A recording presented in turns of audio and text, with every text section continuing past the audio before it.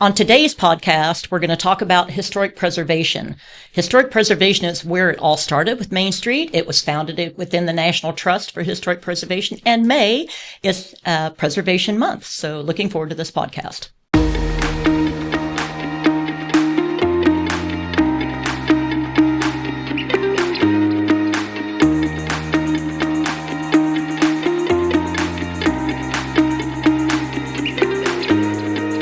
So this is Preservation Month, and preservation is very important to all Main Streeters because that's where the Main Street program was founded almost 50 years ago within the National Trust for Historic Preservation. And our guest today is Christy Anderson. She is the National Register and Easements Coordinator for the Alabama Historical Commission. So could you tell us a little bit about yourself? Yes. Well, thank you for having me here today. May is a big month for us in preservation.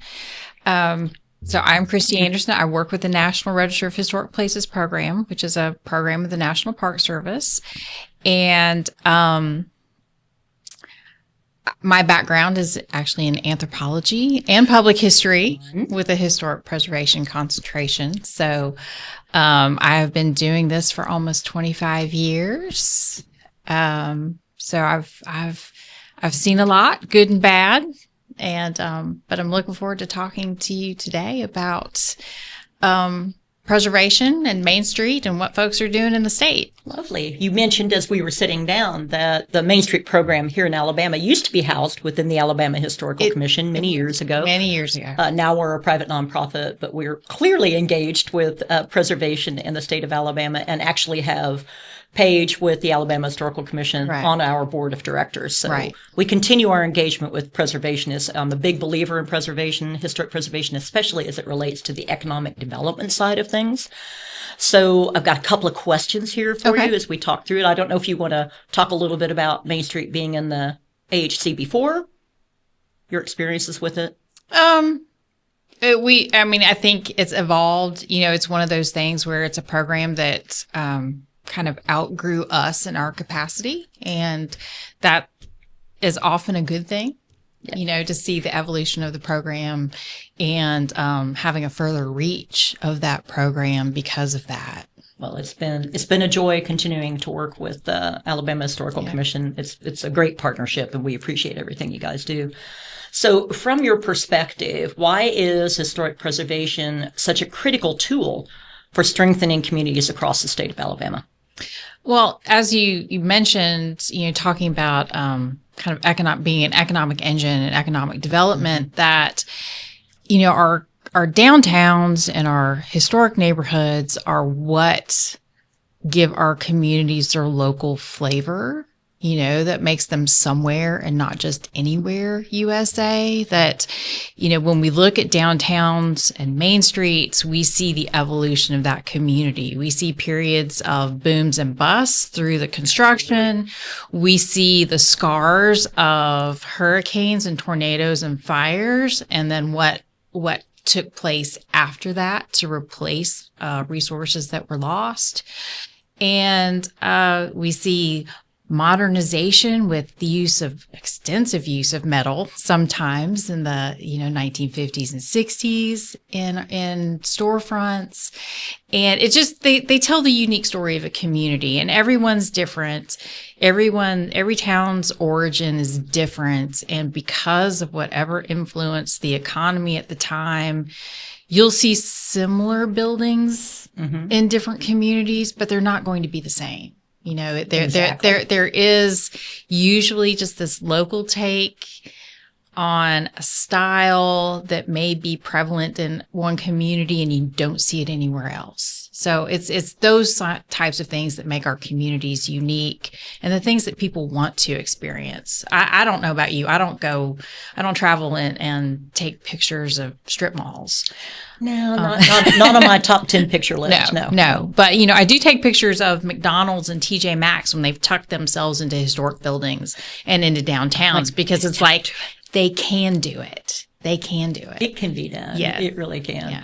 Just thinking through, I was a local director too, and when we had Preservation Week, then it became Preservation Month. But during that time frame, we took the fifth graders on a tour of the downtown district. And it was so much fun with those kids to see them well, first of all, they got out of school, so they were very excited about that. But they got to see, for me, it tells the story of a community. And that's really what you were saying. When you were so proud of what you were doing that you put your name on a building that you knew was going to last 100 or more years, that's cool stuff. You don't see, you don't see a lot of that anymore. And we had a historic theater in our downtown that was pretty dilapidated, has long since, because I've been gone for a while, but renovated, a great theater, opened in 1929, and then, did what all the stuff happens with a Spanish colonial theater. But the kids that we brought through on that very first Historic Preservation Month tour we took through this theater, it was by then closed. When they were seniors in high school, the theater was opening. And they wanted to raise enough money so they could have their class name. So it made quite the impression on these kids being able to go into the theater, even when it wasn't open yet, but to see something that was brought back to life. Right. And I think that's the very coolest part of what historic preservation does. It tells our history, but it also tells you where our future can go and why we should keep the important things from the past to get us into the future. So. And I'm sure they heard stories from their parents and grandparents about going and seeing the Western matinee on a Saturday, and it gives you a continuity. Yeah, we were fundraising. I think the funniest thing I heard was the number of people who got their first kisses in the balcony. I said, there was a lot of hanky-panky going on in this theater, because if everybody got their first kiss in this theater, a lot of people in Emporia are together because of that theater. So there you have it. But who knows what else happened there. But very, very cool stories, and people had great memories of the community itself. So for me, I agree with you. I think when you get off the highway and you're driving down 65 or 95 or 75, wherever part of the country you're in, you don't have a sense of arrival until you get to a district that suddenly is like, oh, this is different. Right. This is why we do the things. And we need all that other stuff. We need the gas stations and the Buc-ee's or whatever. We need all of those things. But you've arrived in the part of the district where people were intentional about putting their names on buildings and keeping that history alive, and we were putting our roots down. This is where it started. And when you get that kind of feel from historic preservation, I think you start getting more excited about it's not just old buildings. There's a whole lot more to historic preservation. People chaining themselves to bulldozers. But it is, it's that ability also to reuse those buildings. Exactly. Because an empty building, it does not take long for a building to deteriorate when it's vacant. So, keeping those storefronts active. We did a plan years and years ago in Montgomery with a new urbanist firm.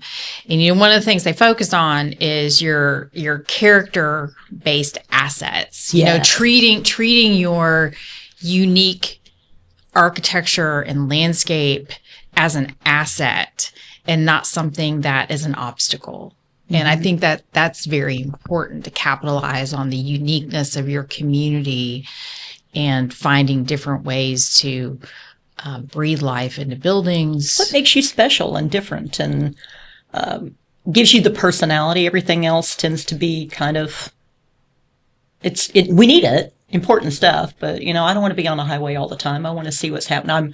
I'm with you. I tend to jump off the highway, and when my children are little, they're going, "Are we going through another downtown?" I said, "Absolutely, we are, and we're going to take pictures while we're here. And we're not eating at McDonald's. We're going to eat at the local restaurant." And now they're grown, and they go, "Mom, we found this new local restaurant." Mm-hmm. So it's kind of cool if you get them to buy into it at an earlier age. But and it supports the people who are trying to make those efforts in those communities too, because it's not easy to hang on when you are potentially outcompeted with cheaper real estate, cheaper maintenance costs, cheaper building materials, right, that just don't last. They don't. I mean, it's time. New construction has planned obsolescence built into it. They're not going to last. Absolutely.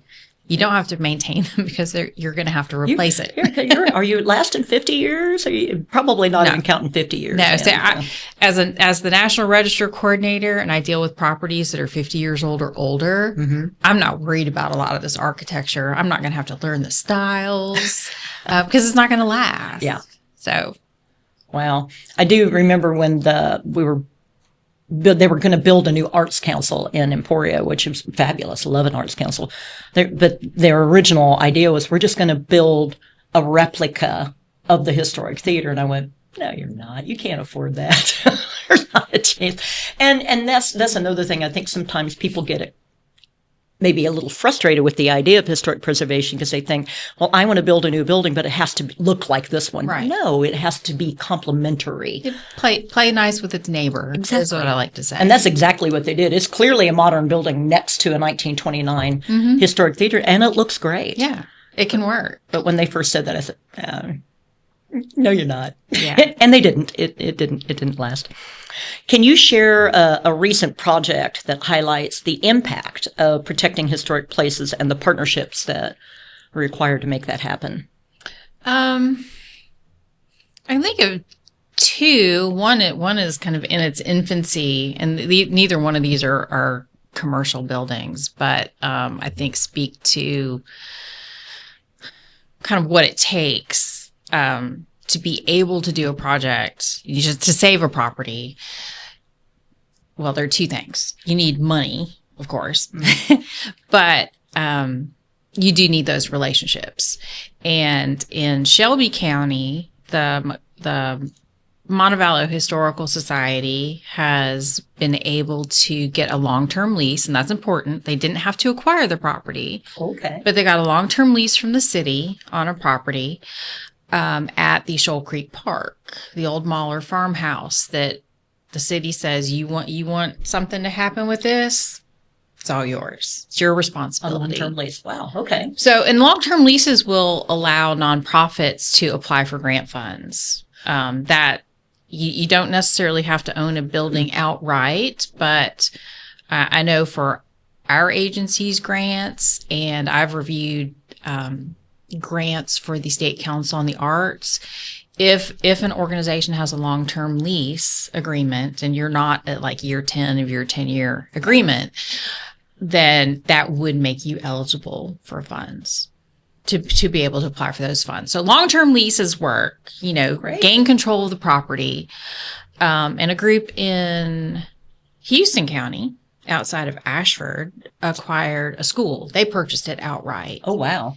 To save it for their community. And it is at a crossroads, and literally the only thing at this crossroads is this school.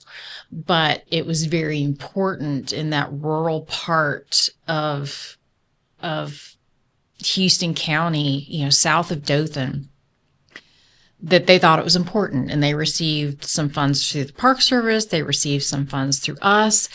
And they have had just a tremendous grassroots fundraising effort where they've raised more. They've made the heartstrings. Yeah, they raised more money than they got from grant funding. And, I think seeing that and seeing people being willing to step forward, build those relationships with either their, community leaders, or you work with a municipality. You find who your grassroots supporters are, your legislators who are supportive of this. All of that, I think, becomes important to lend credence to your project. Absolutely. Yeah. This is legitimate. We've got a plan. We're going to do this.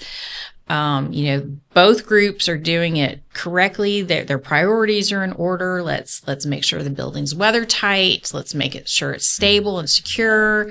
That's not sexy work. It doesn't look good, but it's necessary. Yeah, that's what and having a good plan in place like that really lends itself towards that success. So you talked about funding a little bit. I know there's tax credits, but you're talking something different than the tax credits, correct? Right. So I guess, it depends on how someone is coming at the building. If you're a private property owner and your intent is to have an income producing property, then you would be following the tax credit route. There really are not grants available for individual property owners who want to producing, do. Yeah. Okay. So if it's income producing, then there is a state and federal tax credit program for rehabilitation. And there is also the ad valorem property tax reduction. So if you're assessed at a commercial rate you can apply to have that reduced to the residential rate. Yeah. Big deal. Yeah. It is. It can be, especially in certain parts of the state where property values are a lot higher than in others. But for nonprofits or municipalities, then grants would be available to those entities. Limited benefit to tax credits. There is the secondary market to purchase credits. I don't know how all that works. It's a lot. But it's that may be more work than it's worth. It can be sometimes. I know working with property owners in the community where I was a director and talking about tax credits, and they go, well, we'd like to have the money, but we don't want to follow the rules. And I go, that's not how this works. I said, exactly. Other people's money, other people's rules. And if you're willing to follow them, then yes, we can work our way through it. So the theater I was talking about, no way we could have done that without tax credits, both state and federal, but we had to do fundraising on top of it because, it was a $7 million project years ago. I don't even want to think about what it would be today to restore that theater. So it's about patience and perseverance and understanding that a capital stack of some sort. So that there was another project I worked on that was an old high school. It could have been a hotel and convention center, and we were using tax credits, historic tax credits, of course, but we were also using USDA REAP energy efficiency funds, both fabulous programs. You should check them both out. Don't always play super nice together. So it's really understanding how do we take, energy efficiency does not mean we shrink the windows. There's lots of different ways to do energy efficiency and be able to use those funds. So having somebody who can kind of walk you through that from the preservation perspective is really helpful. And our local folks were great. Our local historical commission was great helping us with that. So don't be afraid to reach out, I guess is what I'm saying, is you have a project in mind. They're there to help. Well, and, one thing I think that we don't have a lot of internal capacity to actually help people, but being connected with people around the state, like you are, we know what different people are doing in different parts of the state and who's successful. It's like, these folks down here have done a really great job. You need to talk to them about how they did that. Yeah. And most of them you're not competing for the same types of resources, and most of them are more than happy to talk about their projects and how they made it work and where they ran into trouble, because that happens too, the unforeseen. Well, and lessons learned. Sometimes you may be in a project and uncover something that was like, oh no, now we got to think about this side of it. So I've lived it for a long time.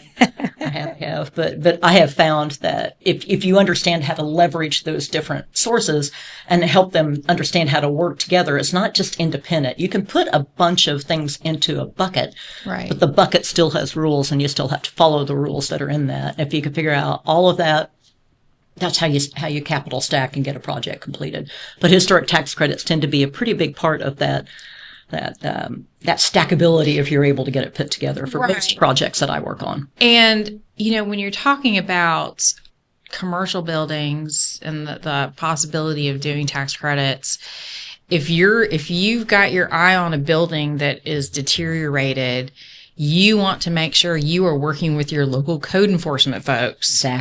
Who may have their eye on it for demolition, and develop that relationship. Because most of them, for cities to do demolitions, it takes money out of their budget to do that. And yes, they can put a lien on the property to recoup that money, but that doesn't mean that property owner is going to pay it. That might be passed on to another owner down the road.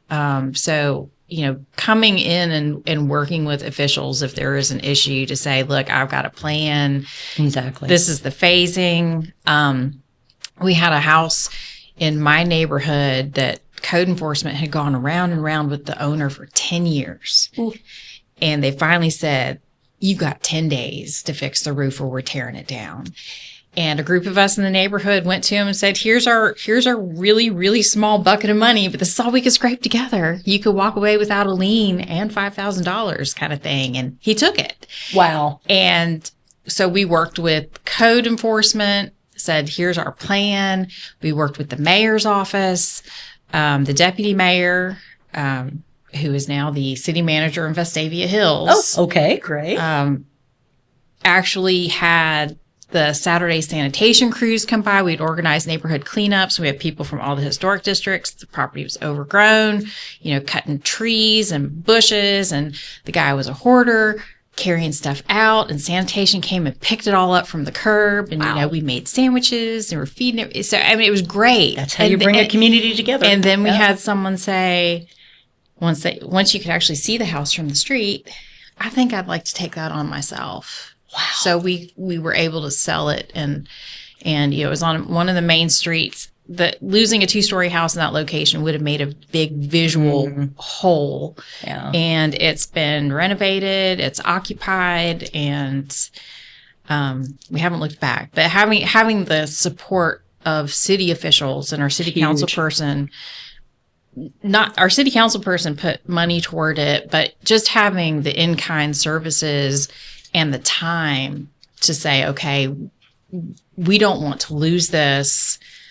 What do we need to do? Yeah. Wow. Building those relationships. What a great story. I think it is important to know how to pull people together without, chaining yourself to the bulldozer. I think you said that earlier. Yeah. It's not all about that. It's about community and bringing people together that care. And it doesn't, I think sometimes, we're called hysterical preservationists. I know that. But it doesn't have to be adversarial, because you lose a house off the tax rolls. That lot wasn't going to be worth anything in terms of what would be generated from it versus what it was as a renovated property. Yeah. And that's the same way with commercial buildings, that when you put them back in service, if you end up with a vacant lot that nobody can or will build on, then it really doesn't do your community any good. No. We had a 10-year economic impact study done by Donovan Repkema, probably a name that you recognize. Yes. Donovan is kind of the guru of historic preservation as it relates to economic development and how you can extrapolate all that fun stuff out to. And it was amazing at the end of it, just looking at the impact that those projects have and how much more a historic preservation project has on the impact to the entire community than a new build a lot of times because of all the different skill sets that are involved in it. So really great. If anybody's interested, it's on our website. You can look at it. But you mentioned codes and we pulled together, I was in a community probably, 4 or 5 years ago now. And we were talking about upper story development across the street. And I said, why, I knew they needed housing. I knew there were some issues going on. I said, why isn't anything occurring here? And she goes, well, the codes only allow this particular process to take place. And I go, why? And it really came around to clearly somebody, and this happens all the time. So codes get changed because somebody's, what does they say, squeaky wheels?